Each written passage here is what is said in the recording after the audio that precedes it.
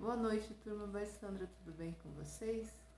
Estou aqui bordando, já comecei a bordar com pérolas a nossa princesinha tatuada, uma roqueirinha.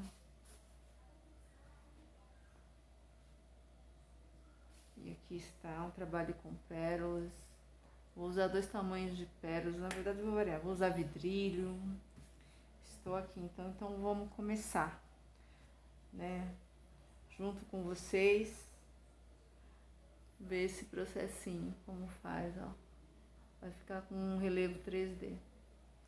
E vamos acompanhando e conversando. Enquanto estou aqui, estou assistindo um debate na TV com Leandro Carnal, não sei se vocês conhecem, mas recomendo. Recomendo que procurem ele fala de vários temas, ele é um historiador e professor.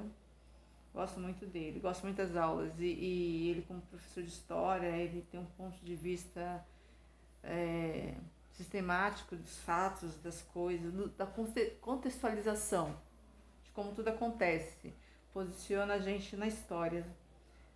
E é muito importante esse negócio de contexto, de a gente saber a interpretação que a gente tem, por exemplo, de uma arte, tem a ver com a época dessa arte. Em cada período vai ter um significado. A maneira, assim como eu olho para isso aqui, esse trabalho hoje, eu tenho um ponto de vista sobre ele, tenho uma ideia. Daqui a uma semana eu posso olhar e ter outra interpretação.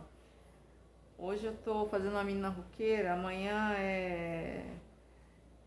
eu estou olhando isso como somente para dar aula, porque o cliente pediu, eu sou de outra vertente. Nem sei se faz sentido o que eu disse agora, mas enfim.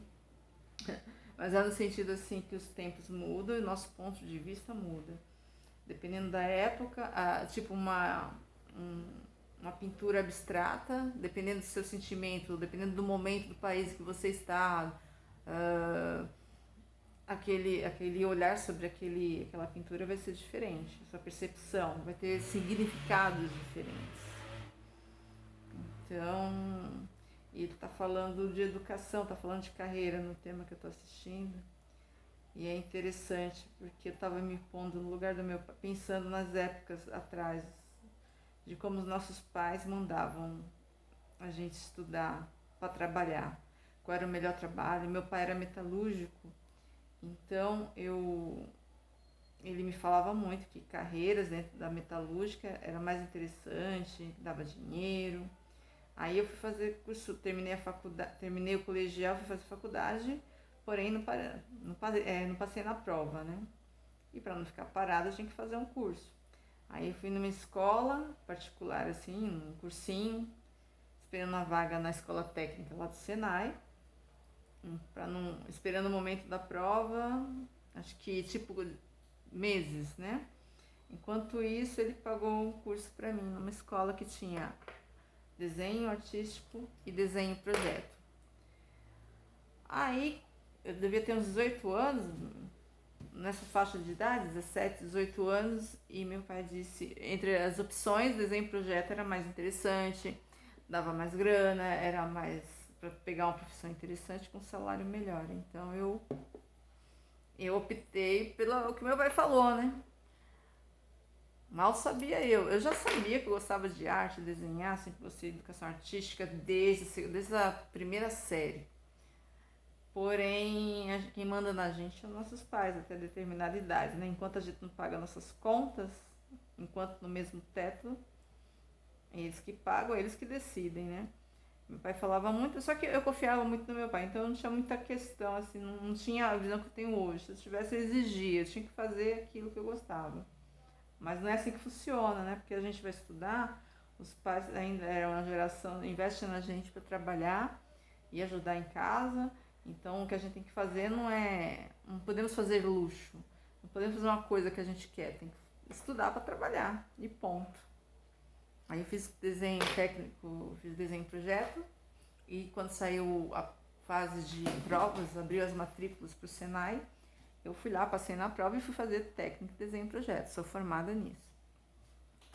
Me formei em desenho projeto e depois mais 2 anos de técnico em processos industrial na área de metalúrgica. Então, o que aconteceu? Eu fiz desenho, nossa, adorava fazer desenho no A4, régua, só que era uma fórmula, né? Para fazer um parafuso exige fórmula, existe regra. Imagine um parafuso, se não tiver com as dimensões corretas, como é que seria uma ponte, né? Eu sei que depois do curso técnico no Senai, de desenho e projeto, eu nunca mais olhei uma ponte, um avião, um carro da mesma maneira, porque as peças são feitas, tem que pensar na estrutura física, se vai aguentar, vai suportar a carga, né? Então isso é tudo calculado. A responsabilidade de quem assina um projeto desse, quem faz uma ponte, tem que saber tudo isso certinho. Se desse certo, nossa, seria uma super profissão, né? O peso da responsabilidade. Bom, mas no final eu não arrumei emprego, né? A concorrência é um setor masculino, uma sala de 30 pessoas, onde 3 são moças. Dessas 3, uma desistiu, ficaram 2, eu e outra. Então, poxa vida, eu sou uma resistente. E no final das contas, na hora que tem uma entrevista, nessa época, nesse período mesmo, na hora das entrevistas, eu ia lá, se tem 2 novatos, um homem e uma mulher, quem? Acho que é meio óbvio, né? Quem fica com a vaga. Então eu passei por essa pequena frustração, mas não foi de todo, porque estudar é muito bom. E fazendo o curso, eu tive chance, tem várias disciplinas, né? Processo industrial, recursos humanos, desenho em si, psicologia comportamental para a empresa. E isso abriu a minha mente enorme. Eu queria fazer psicologia comportamental, porque é muito legal, porque você vai cuidar do ser humano, né? Você está dentro da empresa e ver como esse ser humano está, como a empresa se comporta, o tratar desse funcionário, desse colaborador, dando suporte para ele trabalhar bem, para a cabeça estar boa, se ele precisa de algum apoio psicológico, se preocupar com a ergonometria, né? A posição, conforto, daí você trabalha de segurança de trabalho, a seleção, sabe? Perceber, acho que plano de carreira também entra nessa parte de psicologia comportamental. É um suporte que o empregador tem acho que para ajudar o funcionário de repente a evoluir, ajudar condição desse funcionário, enxergar o funcionário, né? Para ver se ele está apto para crescer na empresa, em alguma atividade. De repente precisa de um intermediário, aí você tem um psicólogo da empresa, tem os recursos humanos. Então, é um leque muito grande de possibilidades, até então metalúrgica. Mas o ideal, se fosse desenho artístico, não sei onde estaria hoje, hein? Mas a gente, nessa época, o predomínio é a família. É o que os pais falam. A gente é criança, está desenvolvendo ainda, não sabe nem o que vai fazer. Sabe, mas não temos poder, não temos dinheiro. Precisa trabalhar para poder ter dinheiro e saber e pagar o que quer. Que foi o que aconteceu. Eu tinha foco em sair de casa, tinha foco em ter minhas coisas e tinha que trabalhar para ajudar em casa, e ajudei em casa, e trabalhei no que estava ali disponível.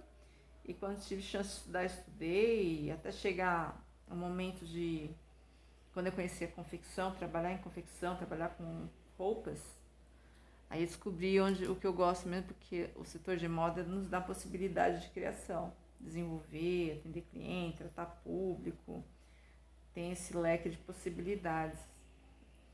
Não acho monótono, não acho uma coisa que todo dia tem novidade, todo dia uma peça. Envolve a mesma arte, a criação, o desenho que está no papel, ter que trazê-lo à realidade. É tão bonito ver uma peça sair do papel. As piloteiras, as costureiras são artistas também. Muitas trabalham, muitas têm idade, né? A gente trabalha hoje com piloteiras de várias idades. E é uma função que talvez o pessoal novo, assim é a conversa delas, né? Eu me considero nova, apesar de... Só que no meu caso do bordado, quem pensa em bordado pensa na senhorinha, né? Que faz crochê. E eu tô aqui fazendo, né? Tentando passar adiante, mas realmente é difícil achar as pessoas que queiram, porque é um trabalho lento, desvalorizado. O da costureira ainda é melhor, assim, tem mais valor.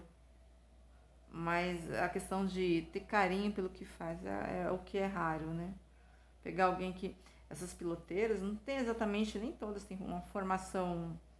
Não precisa faculdade, tem habilidade, tem experiência, tem prática. É um trabalho que a mãe ensinou em casa, que a avó ensinou. Eu aprendi a fazer crochê com minha avó. Na verdade, nem aprendi, eu era uma péssima aluna, eu não sou fã de crochê.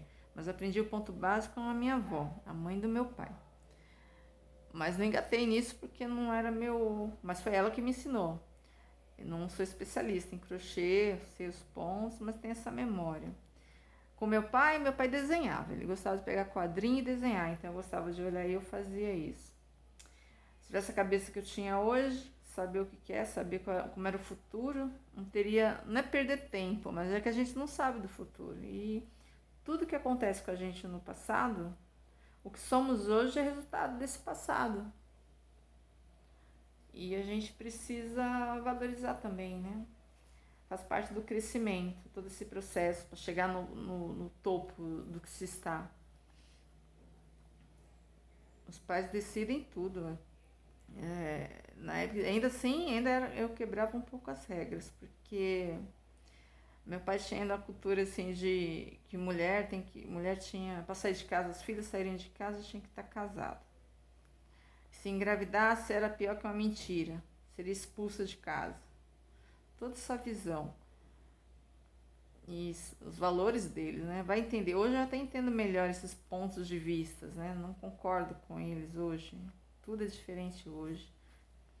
Não que a gente tem que respeitar os pais, mas acho que hoje a mudança tem uma mudança de comportamento.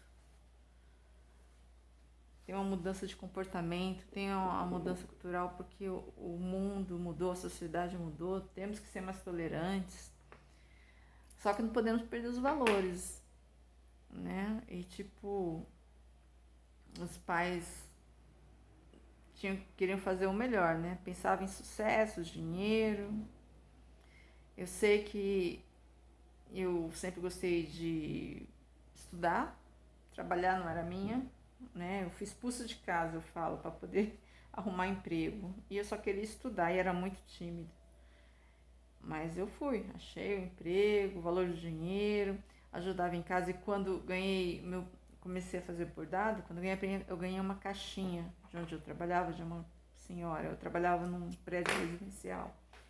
E essa senhora, uma moradora, me deu uma caixinha de meadas de bordar e foi com ela que eu fiquei curiosa, fui ver revista e aprendi.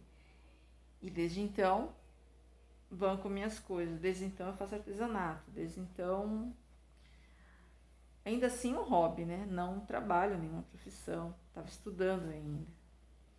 Eu sei que quando entrei na confecção, vi um leque de possibilidades.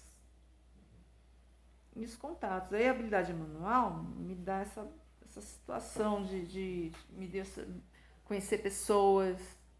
As pessoas gostavam desse trabalho. Fez crescer a minha autoestima. Porque uma coisa, eu sempre fui um tanto humilde, assim, quanto a tudo. Pela timidez, não ficar falando muito de mim, reservada. Mas no final, esse trabalho aqui eu pude falar, eu posso falar, eu domino ele. E tipo assim, tenho orgulho, e esse eu posso falar. O que eu sei dele, o que eu posso ensinar dele, que faço muito bem, que as pessoas admiram, e fico tão feliz de receber elogio. E valorizam. Eu tenho clientes que valorizam esse trabalho manual. Independente do passado. Por isso que eu não fico pensando nisso. A escolha que a gente faz de profissão, né? Eu queria ser escritora. Eu queria ser desenhista. Eu queria ser artista plástica. E hoje eu estou fazendo isso. Hoje eu estou estudando para ser artista plástica. Eu já faço trabalhos manuais, já é uma arte. Então, eu queria só comprovar no documento. De repente, hoje eu quero muito mais ainda. De repente, eu quero ser professora. De repente, eu quero me aposentar e ser professora. Fazer minha lojinha de artesanato, ou ter minhas alunas, ensinar jovens e adultos. Novos sonhos acontecem. E o legal é ter experiência, sabe? Fiz cursos que eu não queria, trabalhei em empresas, de repente, que eu não queria. Trabalhei num restaurante. E E realmente eu não gostava, me machucava o tempo todo na cozinha, lá não era minha. Quando eu saí de lá, eu fiquei muito feliz. Tirei isso do meu currículo, cozinha jamais. Nossa, gosto de cozinhar em casa, mas restaurante não, é muito sofrido. É uma vida complicada, se machuca. Imagina, eu bordando, uma delicadeza, chega com a mão machucada. Enfim, aí você vai descobrindo, com o passar do tempo, descobrindo o que você quer realmente. Quando você tem um bom trabalho, um bom salário, aí você pode decidir chegar nos seus pais e falar, sei o que eu quero agora. Ainda assim demora, muita gente chega na época do colegial, mesmo trabalhando, não sabe o que quer, pega qualquer coisa para testar, para ver se gosta. Eu sei o que eu quero hoje, eu tenho certeza do que eu quero hoje. Quando eu queria ser escritora, quando eu queria ser artista, eu já sabia no íntimo, mas a gente segue o que nossos pais mandam, né? É tradição, é o que eles acham, é o que a gente conhece, o nosso mundinho limitado ali, é o que eles conhecem. Temos que respeitar. Temos que entender o contexto deles, né? Então não é ruim. Tinha uma certa rigidez nessa época. A geração deles era muito fechada, muito sacrificada. Quando não se nasce numa família rica e, e precisa alimentar sua família. Poxa, meu pai acho que tinha 20 anos, minha mãe tinha 16 quando me teve. A cultura do meu pai é a época machista. Aquela época a mulher não trabalha, fica em casa e só serve para ter filhos, né? E os filhos têm que obedecer o pai. O pai é que manda na casa, nem é a mãe. Então, eu sempre tentei que. Eu nunca gostei disso. Tipo, quando eu tomei consciência de mim e via meus pais brigando, alguma coisa assim, via certas coisas que pareciam tão injusto, tão fora do normal, não sei. Eu acho que eu era fora do tempo também, de olhar essas coisas. Sempre quieta na minha, observando e não concordava. Nunca não quero ser parecida com a minha mãe, no sentido de uma submissão, aceitar esse machismo, sabe? Hoje essas mudanças culturais que vieram, acho que década de 80 para frente, acho não, década de 80 para frente, os pensadores antigos, só que é uma mudança cultural, está acontecendo agora. Mas nossos pais não pegaram isso, e a gente aprendeu com eles e a gente carrega a educação que a gente teve. Tem traços enormes do estilo de vida do meu pai e da minha mãe. Hoje, consciente, tento fugir deles. E quanto mais estudo, eu tenho que fugir mesmo. Porque o tempo mudou. Hoje, homens e mulheres trabalham juntos. Nós, mulheres, temos autonomia e poder, sabe? De fazer as coisas. Não precisamos esperar sair de casa, não precisamos esperar um marido para fazer as coisas. E a gente pode dividir essa história de direitos iguais, sabe? Respeitando o limite do corpo. Homens são mais fortes que mulheres. Então, certas atividades os homens fazem. Outras são as mulheres. Em termos de raciocínio, somos todos iguais. Inteligência, capacidade. Então, a gente pode dividir o trabalho com o homem. E não tem mais... A ideia é não ter, né? Ainda existe muita gente, conforme eu converso por aí, amigas. Tem muita gente, vejo mesmo, ainda tem muita gente que vive do jeito antigo. Ainda existem homens machistas, mulheres extremamente submissas, frágeis. E acho que a gente está numa época, a gente tem que ensinar para os nossos filhos, ser referência, filhos, sobrinhos, nossas meninas, nossos meninos, na verdade, ensinar o respeito, como sempre, um pelo outro. Não é um ter medo do outro, um respeitar o outro, ter equilíbrio no relacionamento, os dois se ajudando como casal, né? Homens e mulheres, respeitando a limitação de cada um. É assim que deveria ser. É assim que parece que nesse momento as pessoas estão um pouco mais sensíveis a isso. Só que ainda nós somos a geração de meus pais, então acho que é só 2 gerações para frente ainda. Se eu carrego traços dos meus pais ainda e estou tentando lutar contra. Se eu tivesse um filho, se eu tenho um filho agora, eu vou passar meus valores para ele e vou fugir um pouco mais do meu pai, da cultura do meu pai um pouco. Então, então essa mudança está acontecendo agora. Eu ainda pertenço a essa sociedade machista, sociedade, né, medieval, que teve a educação medieval. Isso para quem teve, né? Meu pai ele fez supletivo, fez o colegial, mas terminou com supletivo. Sempre gostou de estudar também, mas assim, supletivo. Não terminou, não concluiu, parou ali. Minha mãe também. Então, educação básica. Então, sem condição, né? Só para trabalhar mesmo. E a educação que tem pra gente na cabeça deles é essa, gente, faculdade, ter faculdade é importante, ter uma boa profissão é importante, não importa que profissão, tem que estar trabalhando. Não importa a faculdade, que seja faculdade, fez a faculdade. Mas se não é, mas o legal, o que eu acho interessante hoje, pensando por mim, o interessante seria a gente poder olhar para um filho e poder falar baseado nisso tudo. Não é uma questão de perder tempo, mas a gente tem que conseguir descobrir a aptidão de nossos filhos, dessas crianças. Descobrir cedo o que eles gostam, mostrar para eles várias possibilidades e quem sabe eles já ter a gente perceber, porque eles estão em formação, eles não percebem, mas a gente perceber e dar estrutura para que eles se achem quais os dons, para eles fazer o que gosta. Quando entrar na faculdade, fazer o que gosta, porque quando a gente se especializa em algo, a gente fica muito bom. Se o negócio é ser especialista, mas fazer o que gosta, investir nisso, porque quando a gente acerta naquilo, no objetivo, a gente ganha excelência, especialista. Quem ganha melhor é o especialista. Então, se descobríssemos, né, dar opções para essa criança, dar estrutura para ela, observar ela, ver o que ela faz melhor e investir nisso, ajudá-la, incentivá-la a crescer naquilo que ela faz de melhor, poxa, com certeza teria um trabalho melhor, com certeza ela vai ter mais satisfação no trabalho. E é isso que eu queria passar, assim, para os meus sobrinhos. Se é isso que gosta, se não é, da opção. Se a gente hoje tem condição de pagar um curso, de incentivar, de conversar. Hoje a gente tem diálogo, tem informação. Hoje tem a tecnologia a favor também, que planejamento de carreira. Entra num vídeo no YouTube e você já vê várias dicas de planejamento de carreira, de como escolher a profissão.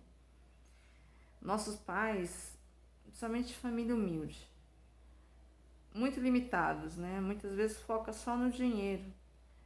E hoje é mais que isso. Você trabalhar numa boa empresa não é só dinheiro, é você ter uma cultura. A empresa tem essa sensibilidade, você precisa ter uma cultura. Tem que ter conhecimento, tem que ser além mais do dinheiro, enxergar o trabalho mais que o dinheiro. Porque a gente precisa ter satisfação pessoal. Porque a gente estando bem com a gente mesmo, tem satisfação pessoal, a gente trabalha melhor. Fazendo o que gosta, a gente trabalha melhor, porque daí o trabalho não é trabalho. Olha eu aqui, se eu bordo na empresa, tô aqui em casa, chego 7 da noite, tomo um lanche e estou aqui eu bordando. Porque esse trabalho me dá satisfação, é quase um vício. E não importa se eu bordo de dia, de noite, isso me cansa. Porque me dá prazer fazer. E durante o dia, então, a gente tem que ter motivação. Se a gente acerta o trabalho, fazendo o que gosta, muitas vezes não é o dinheiro, é a segurança de estar ali e você vai ficar ali evoluindo aquilo, valorizado por esse trabalho.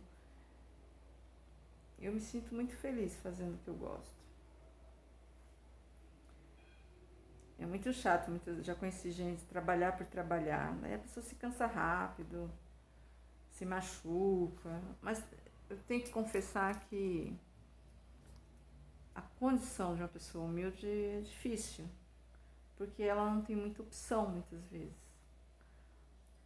Não se tem opção, não se tem dinheiro para pagar uma boa escola, não se tem um governo, sei lá, que ajude na educação, que facilite a vida do cidadão. O governo muitas vezes só dificulta. Muita burocracia, Muitas coisas o cidadão que quer não consegue ir além. Então, de repente, e a vida tem tanta coisa no meio do caminho. Antes de chegar na faculdade, de repente vai formar uma família e para tudo. Até fazer um curso técnico. Você faz o curso técnico, tem aquele momento do estágio. Eu lá no Senai, no final pede estágio, além dos trabalhos de TCC. E quando você faz o estágio, eu estudei numa escola técnica com um monte de gente, pai de família. Gente, não é gente nova, né? A gente já é estruturada, já trabalha, tem família, tem filhos. E na hora de fazer o estágio, você tem que sair de um emprego, porque sua empresa não paga um estágio, não dá o estágio para você, não assina, a função não bate. E você, de repente, tem que largar o emprego para poder fazer o estágio. Como é que você vai largar o emprego que sustenta a sua família, você paga aluguel e para fazer estágio? No final, você, de repente, você é obrigado a concluir o curso sem fazer estágio, então você não tem diploma. E aí? E o tempo que perdeu? Não é que a gente não perde o tempo estudando, mas você precisa do diploma. Então, tem que facilitar. Então, tem umas burocracias assim em tudo. O cidadão não vê apoio e no final muita gente é condicionada ao trabalho, à necessidade e muitas vezes a pessoa desiste. A pessoa é determinada, mas a vida é muito complicada. Pagar as contas é complicado.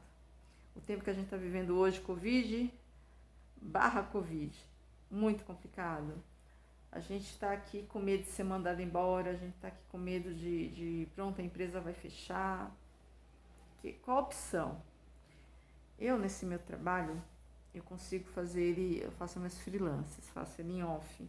Então, querendo ou não, acho que eu tenho uma coisa que, numa situação extrema, eu tenho um trabalhinho em off que me dá dinheiro, me dá condição. Tenho contatos, tenho clientes, então, para mim não vai ser esforço. De repente, uma ligação, um contato, estou aqui disponível, faço uma camiseta, corro atrás de serviço.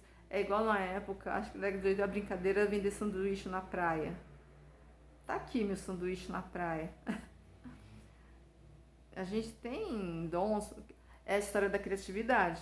Com a criatividade a gente resolve a situação. E nesse momento a criatividade vai ser muito útil. O que eu posso fazer para poder conseguir grana, sem ter que de repente eu sou muito orgulhosa. Esse negócio de pedir para mim não funciona muito bem. Eu faço de tudo para não ter que pedir nada para ninguém. Mas olha só, as aptidões, os contatos, tem que confiar em si mesmo. Todo aprendizado, toda a carga cultural que se tem, todo o conhecimento, os amigos que a gente faz ao longo do caminho, que a gente fez, que vão nos dar apoio, que vão ser nossos primeiros clientes de repente. De repente eu bordo, mas tem outra pessoa que cozinha, faz um bolo, faz um crochê e faz uma pintura de pano de prato. O negócio é correr atrás. E ter a educação nesse meio é crucial, assim, porque contribui. As pessoas que a gente conhece com cultura são referências. Gente, desculpa, perdi o fio da meada agora. Fio da meada não, o fio da pérola. Entrei no assunto nada a ver. Mas o fato é, a gente tem que correr atrás das coisas. Quando a gente não espera acontecer, a gente consegue se informar. E hoje a gente está no meio da informação. Acho que a gente tem que fugir muito das desculpas, né? É muita desculpa para não se fazer nada, muita desculpa ou muita limitação. Tem que quebrar esse tabu ou paradigma, cultura. A gente foi ensinado a fazer uma coisa só. Não, a gente pode fazer um monte de coisas. Muitas possibilidades. Tem que correr atrás. Várias funções, várias atividades.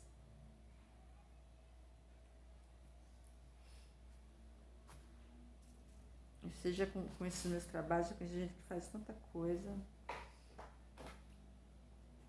Amigas que são costureiras e fazem freelance de costura. Muitas vezes o curso não precisa faculdade, você precisa só ter um espírito empreendedor. que dá certo. Ser uma boa pessoa, respeitar os outros, ter uma imagem, sabe? Saber se colocar em cada local, saber conversar. Eu leio muito, muitas vezes. Se a pessoa sabe se comportar, tem uma postura adequada em determinado ambiente, contribui muito para ela chegar em qualquer lugar, andar em qualquer meio. E na hora que ela está fazendo uma atividade e na hora que ela precisar de alguém, na hora da crise, né? É essa postura que vai contribuir com ela. Hoje eu fico imaginando os meus contatos, se eu precisasse de ajuda, para quem pediria. Na verdade, quando eu estou com dúvida, nesse momento, nessa história de live, eu estou aprendendo ainda. Estou no começo, estou aqui me redescobrindo e tenho muitas dúvidas ainda não sei mexer no Instagram direito, estou começando a mexer nos feeds, nas brincadeiras de filtro agora, estou me divertindo até, mas eu tenho algumas dúvidas ainda, então eu vou procurar alguém que sabe mais do que eu, aí eu vou buscar onde essas pessoas, eu vou buscar na minha agenda, nos meus clientes novos.